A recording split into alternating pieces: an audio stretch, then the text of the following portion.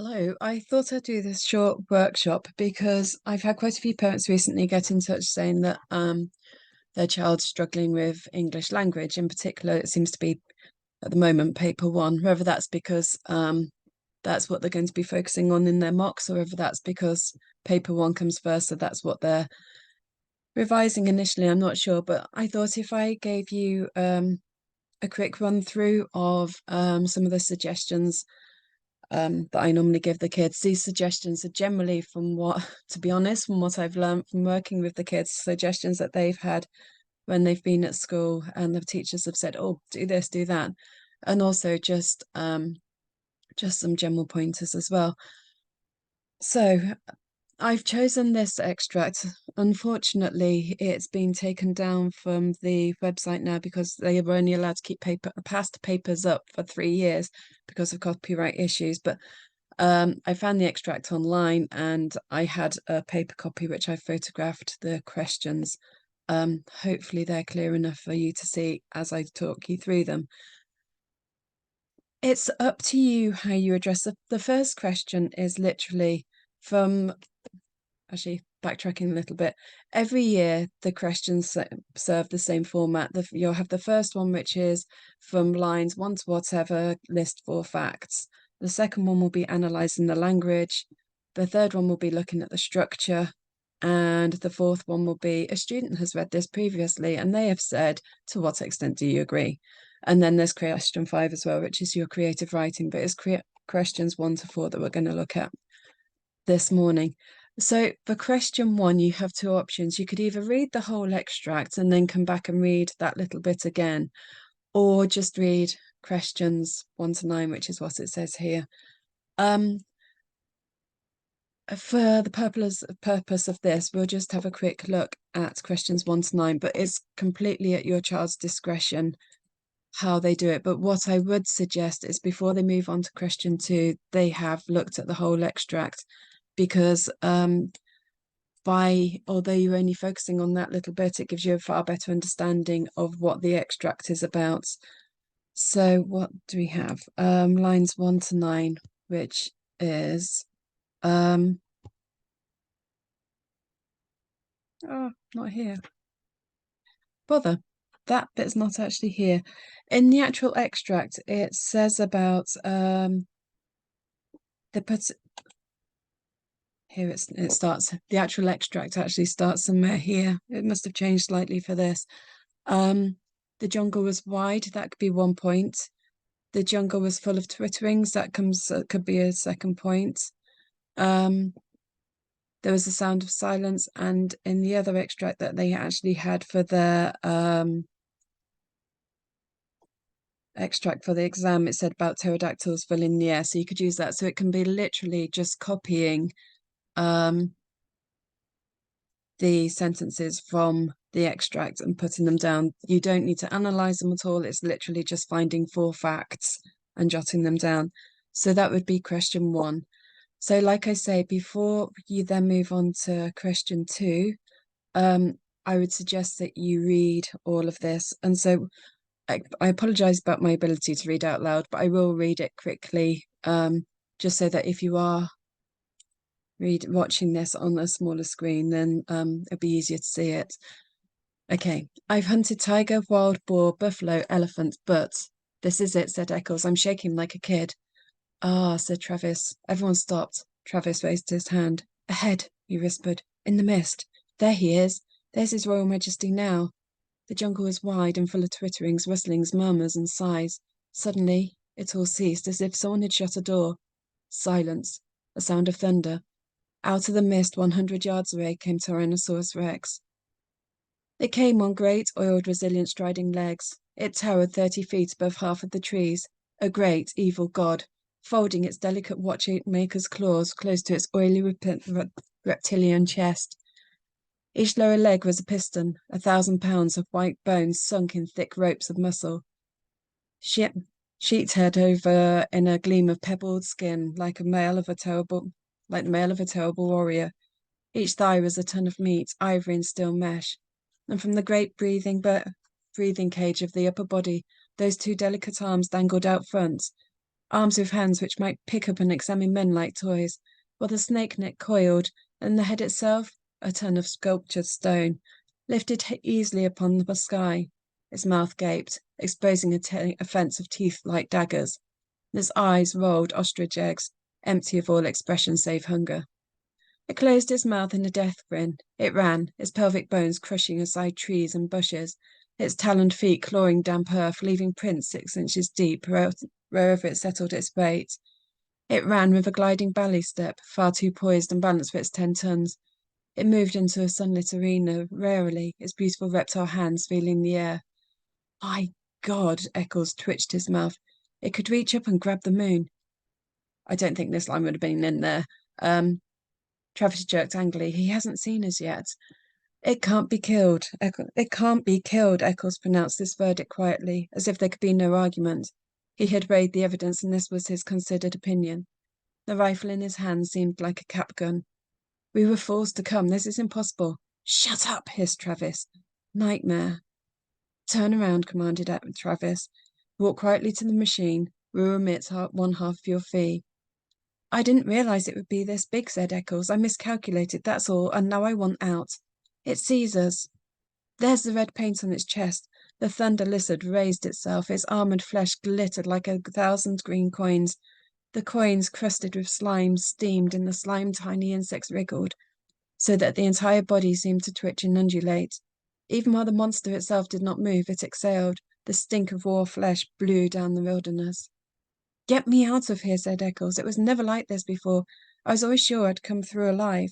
I had good guides, good safaris, and safety. This time I figured wrong. I've met my match, and I admit it.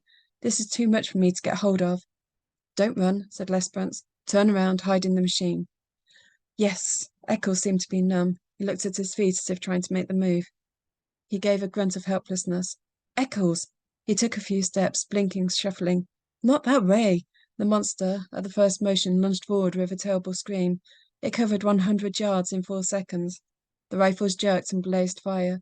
A windstorm in the beast's mouth engulfed them in a stench of slime and old blood. The monster roared, teeth glittering with sun. Eccles, not looking back, walked blindly to the edge of the path.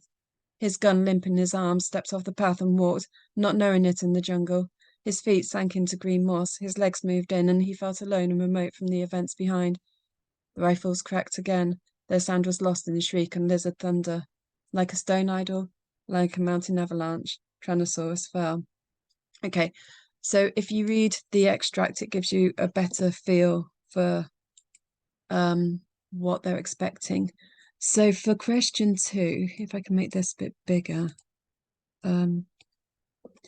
they take a paragraph and it will say, look in detail at this extracts from lines whatever of this source. How does the writer use language here to describe the Tyrannosaurus Rex? So take note of the fact that they're asking for language and what they're looking for. So it's to describe the Tyrannosaurus Rex. You could make you could include the writer's choice of, sorry, let me get up what it's supposed to say there. Didn't realize it had cropped it off the bottom. I think it's language and phrases. Where is it?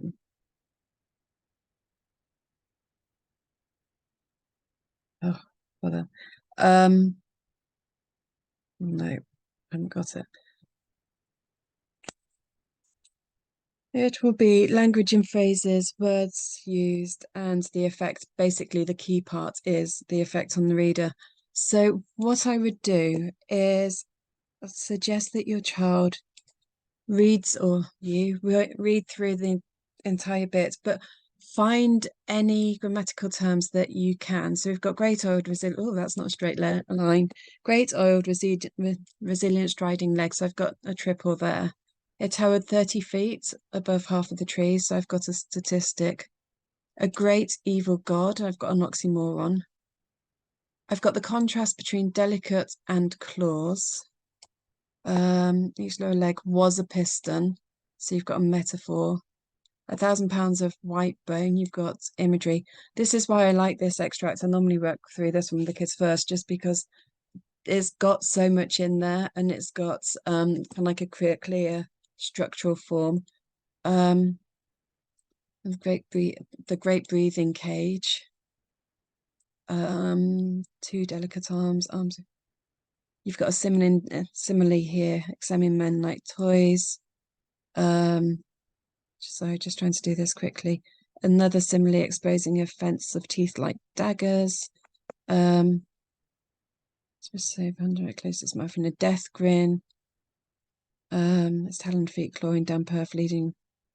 Okay, so there's a fair few there. There's probably more in there that if I read through it properly, I'd find. But just at a quick glance, there's a few there.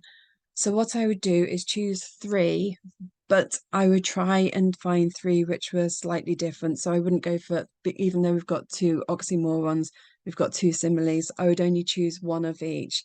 So I think personally, I would probably choose exposing a fence of teeth like daggers. The blue doesn't really show. Great evil god, and the great oiled resilient striding legs. So I've got the oxymoron, the list of three, and the simile.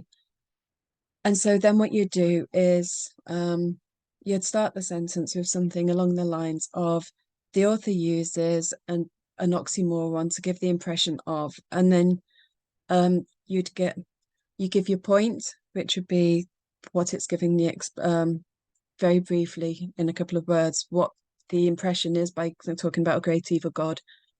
Give your quote and then analyze it. It doesn't need to be long, complex analysis, but it does need to be a couple of sentences long. Okay.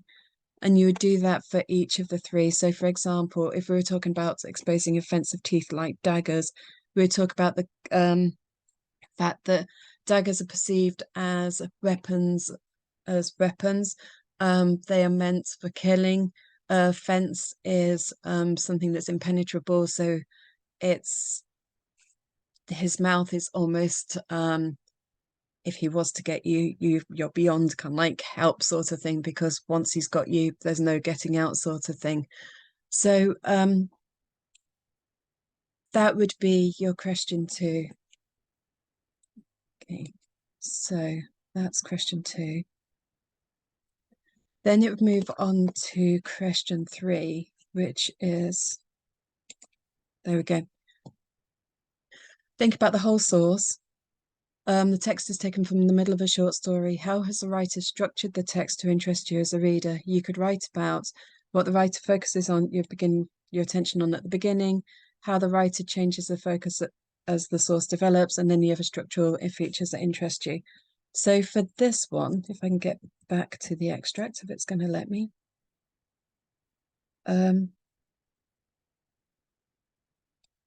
we go. In the beginning of the extract they were given, it's put into the jungle. They're put straight into the jungle.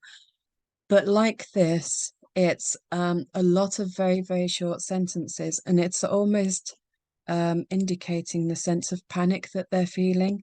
So we've got things like everyone stopped. Travis raised his hand, ahead, he whispered, in the mist, there he is. And it's almost giving the impression that they're in such a state of panic, they haven't got time to stop and think. They're scared. And these short, sharp sentences kind of like reiterate that. It builds up drama, and it gets the reader. What you don't want to write is it makes the reader want to carry on reading, but it does kind of like grab your attention. This instant panic and drama does kind of like entice you in. So that would be kind of like my initial paragraph, my initial points. And then we can talk about kind of like how the tone changes with the arrival of the T-Rex. It came on great, oiled, resilient, striding legs. The sentences are suddenly a lot longer and more descriptive. And it's almost as if the T-Rex has got all day to stop and think and consider his thoughts. He's powerful. He's king of the jungle. He is impenetrable as far as he's concerned. And so he doesn't need to worry. What can damage him? What can hurt him? What can kill him? Nothing. He is T-Rex. And so he can stop and think and consider his sentences. And the sentence is therefore much calmer, much more descriptive, much more almost eloquently written. You've got a lot more techniques in this paragraph here. And so the contrast between the man and the beast is huge. And also, if we scroll back up a bit, let me just undo this. We've got the men, and it's much more evident there. We've got the men, it's very short, sharp sentences, again, which reiterates their panic. And also maybe the size of the men themselves, kind of like being small and inferior. And then you've got the paragraph where it talks about the T-Rex is much more solid, much more bulky. Again, it maybe has been written in that form to replicate the size of the actual beast itself. So that could be your middle point. So you've got the beginning, how the writer entices you in, the change of tone, focus in the middle, and then at the end, you've got this one powerful sentence. You wouldn't necessarily need to take this one, but you've got this one powerful sentence or clause, Tyrannosaurus fell. You've had these long, in this previous bit here, you've again had much longer, powerful or much longer descriptive sentences. Then suddenly, completely unexpectedly, the Tyrannosaurus is dead. And it's kind of, whoa, wasn't expecting that. And it just kind of hits you. So whether you read on anymore or not, you've just kind of like, it's like the crescendo in a piece of kind of like a band playing, and it's kind of like that violent clash of the cymbals at the end. And then silence. And it's exactly the same here. It's just that completely unexpected action. We've gone from this truly powerful dinosaur that can't be beaten, and these kind of like men who are acting like a group of terrified people, to a complete role reversal. The Tyrannosaurus is dead, and the men are kind of like conquered. They've conquered it. They're king. So you've got this kind of dramatic change right at the end. So that could be your beginning, middle, and end. If you can't find kind of like strong bits, which hopefully you can, sometimes if you've got just one sentence, you've got a long descriptive extract maybe, and you've just got one word that's spoken, that one word or that one sentence is much more powerful, because it's a bit like being in a library where nobody talks and then suddenly someone says something and everyone hears, because it is so quiet.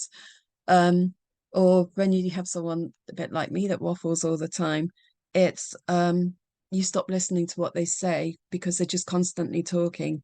Whereas if it's quiet and then you've got that one sentence, then that one sentence is much more powerful. So I would suggest that could be another idea. You can use things like how punctuation is used to structure the text. You can use things like long complex sentences, or short, very simple sentences. We can't get much more simple than nightmares in a sentence or paragraph in its entirety.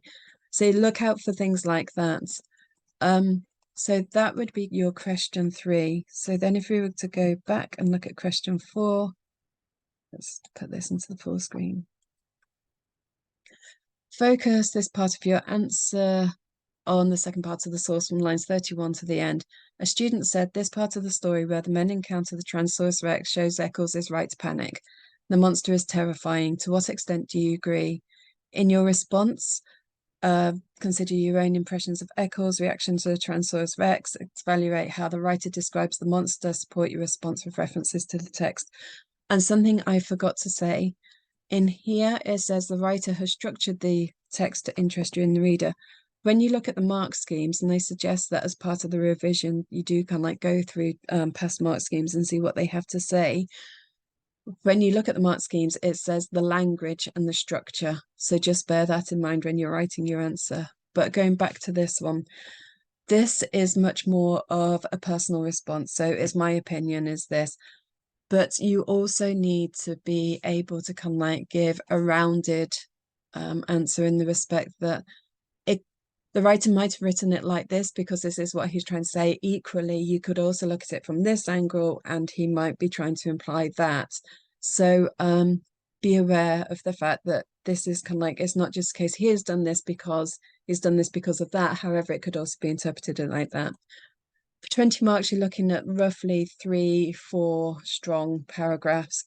And with the entire English language, a lot of it comes down to the use of extended language rather than just using basic everyday terms. It's using wider vocabulary, which will help boost your marks. So actually, I don't think I can show you, well, I can't show you that actual mark scheme, but let me show you another.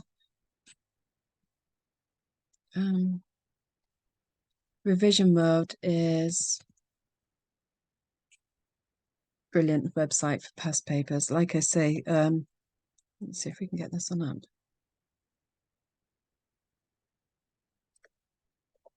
Okay, so Revision World is the one that I would recommend. Mark scheme. Oh, this is last year's one. What's this? Question 4. Okay, so question 4, what they're looking for, and it does say this is not a model answer, so just be aware. But evaluate text critically and support this with appropriate textual references. Although this is a different paper, the mark scheme is pretty much replicated year on year. So shows perceptive, and detailed evaluation. So develops a convincing and critical response to the focus of the statement, shows perceptive understanding of the writer's methods, selects a range of judicious textual detail, and evaluates critically and in detail with the effect of the reader. Okay, so this is the sort of thing you're looking for, and you're looking for this kind of like 3 or 4 times over to get the full marks. Okay, so once again, what I would do is going back to the text. I would go through it, and line 21 is roughly, was it 31? It started here. It can't be killed. So what I would do is I would go through and highlight anything that would justify that statement. So it can't be killed. There could be no argument.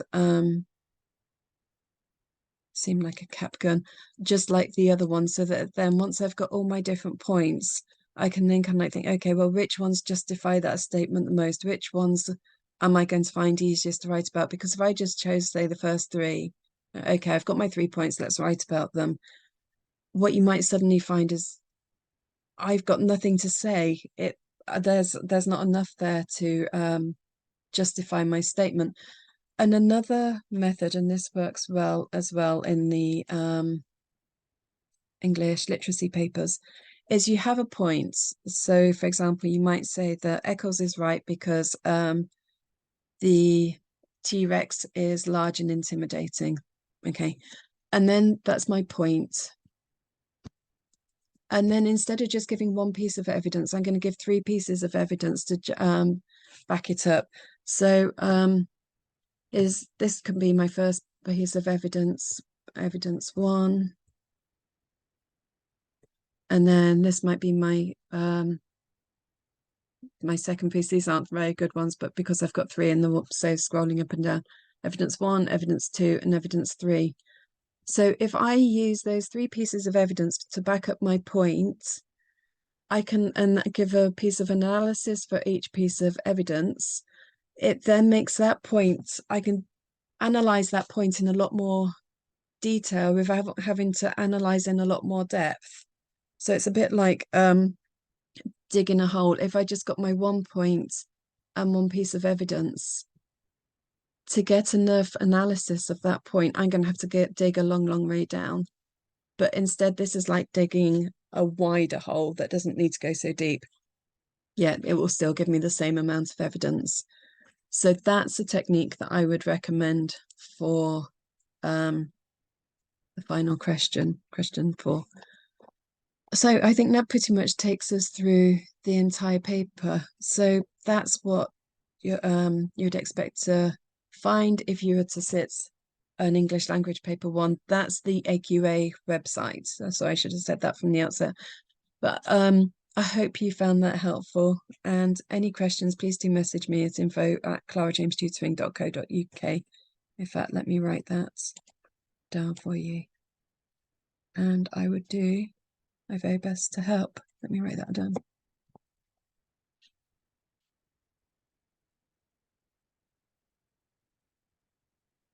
And most importantly, good luck with the exams. Something I will say actually before you go, when it comes to revision, I was having a conversation with someone about this the other day, especially for the mocks, it's very much about the child trying to find something which they can relate to help them to revise. Because at this stage, as for a lot of people, it doesn't seem it's tomorrow's problem. I worry about that tomorrow sort of thing. My exams are tomorrow's problem. And then if I don't do well, that's kind of like my problem for when I'm older. They can't get your head around it as such. It's too far into the distance. It's a bit like when you're 15, 16, 20 seems old. And so although sat with an adult's kind of like perspective, you're kind of thinking, yes, but it's so important. From their perspective, it's hard to get your head around. So if they can find something that don't try and sit for hours doing revision because it's too hard to take it. You won't take it in. What you need to do is short, sharp bursts. And even if you kind of like can't be bothered, if they just sit down, or you just sit down and do 5 minutes, and you kind of think, okay, I can't be bothered with anymore, but at least you've done 5 minutes. You've now got something to. You've done 5 minutes more than you would have done if you hadn't done anything. Okay, it's not a huge amount, but you've done something. And even 5 minutes every day isn't kind of like 35 minutes a week. That's half an hour a week, which is possibly the same as some people would do just sat in one sitting. I agree it's probably not enough to get the higher grades, but it is better than nothing. And it also depends how you use that time. If you use that time constructively or if you just use that time to procrastinate. You could sit there all day at the computer procrastinating but claiming to be revising, or you could sit down for half an hour and really focus. So it's all down to the individual and how they use their time. I wasn't going to mention it, but we have just put together a revision guide. It's with or revision planner actually, and in there's a section about how we learn, how to revise, and then it's kind of like got a plan for the next 6 months. Once it's actually produced, I'll put the link on here. So if you are interested, it will be available on Amazon. But yeah, revision is something that's very individual for each and every one of us. So we need to remember that when we're kind of like going into nagging parent mode, that it's something they need to find the focus on for themselves, I guess. And when it kicks in, it will kick in, but it's hard, it's frustrating, but I'll stop talking now. Good luck, and I hope that's been helpful.